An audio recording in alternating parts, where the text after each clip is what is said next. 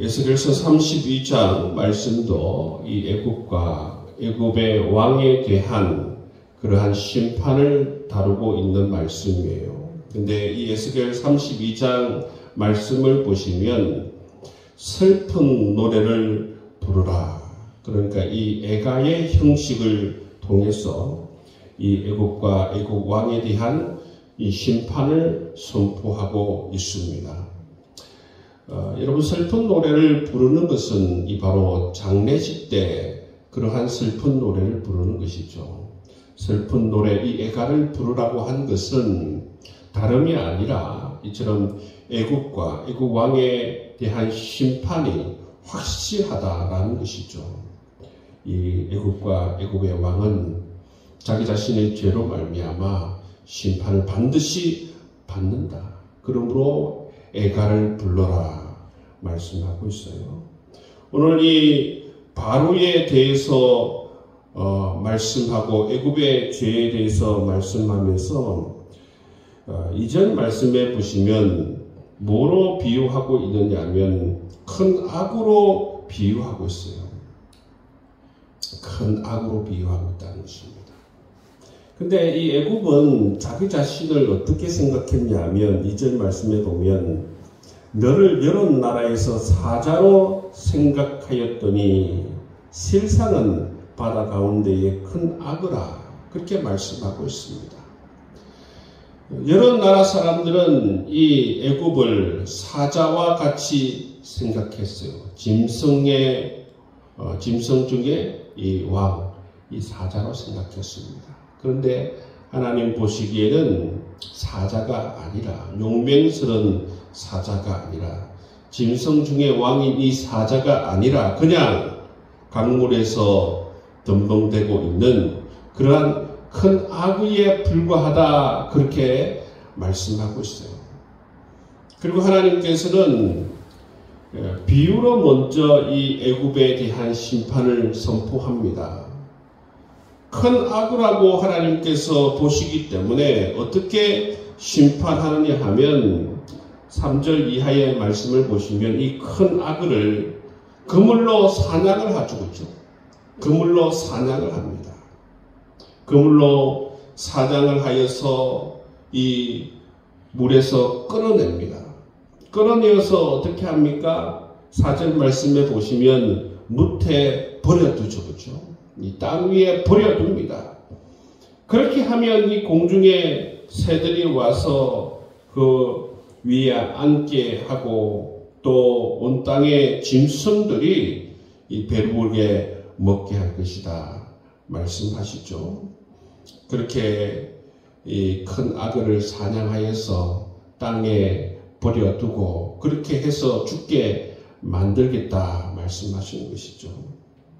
그렇게 또 뒤에 보시면 어떻게 됩니까? 이 칼에 찔려서 이 악어가 모든 피로 땅을 적시게 할 것이다 말씀하십니다. 모든 피가 다 흘러 나와서 어떻게 되는가 하면 그 피로 온 개천마다 피가 흘러 넘쳐나게 되리라. 그렇게 말씀하셨죠. 모든 피로 그렇게 이 채워지는 모습을 볼 수가 있어요. 이렇게 하나님께서는 비유적으로 이 악을 정말 사냥하여서 끌어내어서 칼로 찔러서 온 피를 흘리게 만들 것이다. 이것은 바로 애굽을 향한 심판을 비유적으로 말씀하신 것이죠. 비유적으로 이 애굽을 향한 심판을 말씀하신 하나님께서 11절 말씀을 보시면 직접적인 묘사로 심판을 말씀하십니다. 직접적으로 어떻게 심판을 말씀하십니까? 바로 바벨론의 왕의 이 칼로 심판하시겠다는 것입니다. 바벨론의 칼로 심판하시겠다는 것은 이 바벨론이 애굽을 침공하여서 이 전쟁을 통하여서 실질적으로 이 애굽의 교만을 하나님께서 꺾으시겠다. 이 바벨론의 칼로 말미암아 이 애굽을 멸하시겠다 말씀하십니다. 그래서 여러분이 바벨론의 칼로 말미암아 애굽이 이처럼 멸하여서 어떻게 됩니까? 그 땅이 15절 말씀해 보시면 황폐하게 될 것이다. 황폐하게 될 것이다.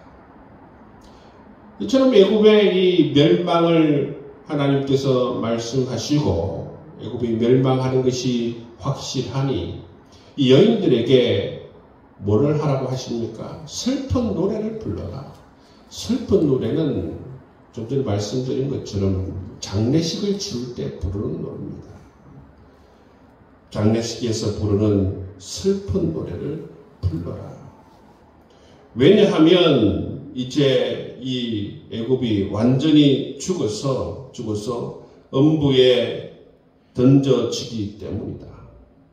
그래서 17절 이하의 말씀을 보시면 이것은 어떤 형식을 취하고 있느냐 하면 장례를 치르고 있는 형식을 취하고 있습니다. 땅 속에 묻혀지는 이 애굽의 모습들을 묘사하고 있는 것입니다. 그래서 이 애굽이 어떻게 되느냐 하면 문나라와처럼 유명한 나라와 같이 어떻게 됩니까? 18절 말씀에 보면 인자의 애굽의 무리를 위하여 슬피 울고 그와 유명한 나라의 여러 여자들을 구덩이에 내려간 자와 함께 지하에 던지며 유명한 나라와 함께 그렇게 음부에 구덩이에 던져지게 될 것이다 말씀하고 있죠. 21절 말씀에 보면 용사 가운데 강한 자가 그를 돕는 자와 함께 스올 가운데에 그에게 말하며 할례를 받지 아니한 자 곧 칼에 죽임을 당한 자들이 내려와서 가만히 누웠다 하리로다.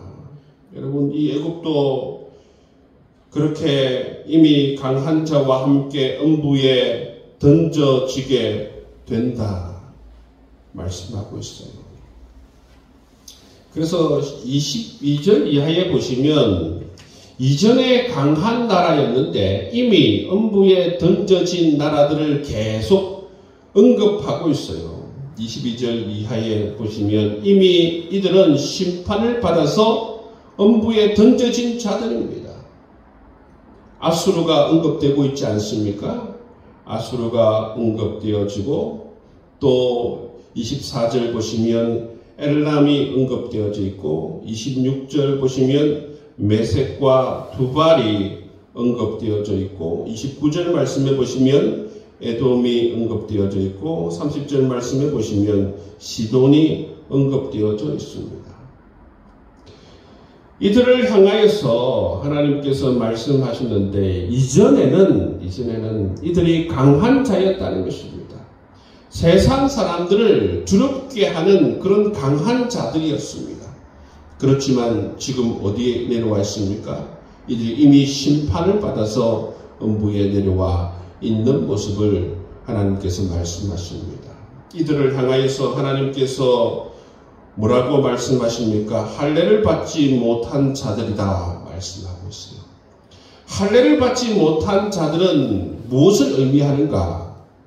하나님의 백성이 아니라는 것입니다. 하나님과 아무 상관이 없는 그러한 백성들이라는 것이죠. 할례는 왜 받는 것이 어떤 표시입니까? 하나님의 백성이라는 그러한 표시를 몸에 내는 것 아니겠습니까? 그렇기 때문에 이들은 할례를 받지 못하였다라고 하는 것은 하나님과 아무 상관이 없는 사람들이라는 것입니다. 하나님과 아무리 상관없는 그러한 사람들, 그렇기 때문에 이들은 바로 하나님의 심판을 받고 이런 수치를 당하게 됨을 말씀해 주고 있습니다. 이렇게 이전에는 이처럼 강하고 세상을 떨게 하고 세상을 두렵게 하던 그러한 나라들이 이미 이처럼 하나님의 심판을 받아서 음부에 내려와 있음을 말씀하십니다. 쭉 열거하고 있죠. 쭉 열거하고 있는 이유가 무엇입니까? 지금 너희들이 힘이 있다고 교만을 들고 있는데 너 애굽도 마찬가지라는 것입니다. 지금 비록 세상을 두렵게 하고 있고 세상을 떨게 하고 있지만 이미 이처럼 음부에 내려와 있는 이 열국들처럼 너도 반드시 멸망하게 될 것이다. 너도 반드시 심판을 받게 될 것이다. 말씀하고 있습니다. 여러분, 이 애국 왕을 향하여서 하나님께서 말씀하셨어요. 여러분, 너의 죄로 말미암아, 너의 교만으로 말미암아 너도 열국처럼 반드시 심판을 받게 될 것이다. 그런데 하나님께서 이렇게 언지를 주는 게 뭡니까? 이렇게 말씀하시는 것은 그래도 듣고 그 가운데 있는 사람들 가운데에서 하나님 말씀을 들을 만한 사람이 있다면 어떻게 하라는 것입니까? 그 교만을 인정하고 회개하라는 것입니다. 어떻게 보면 기회를 주는 것이죠. 기회를 주는 것. 지금 아직까지 이 심판을 당하기 전 아닙니까? 음부에 내려가기 전 아닙니까? 하나님께서 이들을 향하여서 돌이킬 수 있는 기회를 허락해 주시는 것을 볼 수가 있습니다. 이 말을 듣거든 즉시 회개하라. 자기 자신의 죄를 인정하라는 것입니다. 너는 사자가 아니라 그냥 진흙 속에 청동되고 있는 아기에 불과하다. 교만을 들지 마라. 하나님께서 말씀해 주고 있다라는 것이죠. 여러분, 우리가 계속해서 여러분 여러 나라의 이 심판을 받는 모습을 보고 있습니다. 이들이 왜 심판을 받는가? 심판을 받는 이유는 다른 게 아닙니다. 자기 자신의 죄로 말미암아 심판을 받는 것이죠. 하나님의 자리에 자기들이 교만을 들며 앉고 자기 자신의 연약함과 부족함을 전혀 모른 채 그렇게 교만을 들고 있는 이 나라들을 향하여서 왕들을 향하여서 하나님께서 심판을 선포하시는 모습을 볼 수가 있습니다. 우리는 세상을 살아갈 때에 정말 이 좋은 모습들만 바라보는 것이 아니라 여러분 어두운 곳에 있는 그러한 모습들도 바라봐야 돼요. 사람들이 행복하게 살아가는 모습뿐만 아니라 병원에서 여러분 질병을 앓고 고통을 당하고 죽어가는 사람들의 모습들도 바라봐야 된다는 거죠. 왜냐하면 그 모습, 그 모든 것이 다 인간의 모습인 것입니다. 어두운 곳에 어두운 모양으로 죽어가는 사람들을 바라보아야만이 인생이 어떠한 것인지 우리가 온전히 다 알 수 있는 것이고 또 이처럼 죄로 말미암아 심판을 받는 그러한 사람들, 그러한 나라들을 우리가 똑똑히 바라볼 때에 우리가 이처럼 죄가 얼마나 무서운 것인지 죄로 말미암아 이렇게 정말 최후 비참한 모습으로 죽을 수 있다는 것을 똑똑히 바라봐야 된다는 것입니다. 왜 제가 이 말씀을 드리냐면 여러분 요즘 세상 사람들은 좋은 곳에 가서 사진을 찍고 좋은 음식을 먹고 좋은 음식을 또 사진에 찍고 매일 그냥 좋은 것만 바라보고 살아가려고 그래요. 여러분 현실은 그렇지 않습니다. 우리의 삶의 실존은 그렇지 않고 어떻게 보면 우리 안에 이처럼 연약한 모습과 우리의 부족한 모습들과 우리의 죄악된 모습들도 똑똑히 우리가 바라보아야 하는 것이죠. 그래야만 어떻습니까? 오히려 우리는 하나님께서 원하시는 존귀한 하나님의 백성답게 이 땅에서 살아갈 수가 있고 또 하나님께서 원하시는 사람의 모습으로 기뻐하시는 모습으로 우리가 이 땅을 살아갈 수 있기 때문입니다. 여러분 우리를 똑똑히 바라볼 필요가 있습니다. 우리를 똑똑히 직면하지 못하고 우리를 좋은 면만 바라보고 좋은 면만 바라보기를 원하고 살아간다면 여러분 우리의 삶에서도 큰 착각 속에 살아갈 수가 있는 것이죠.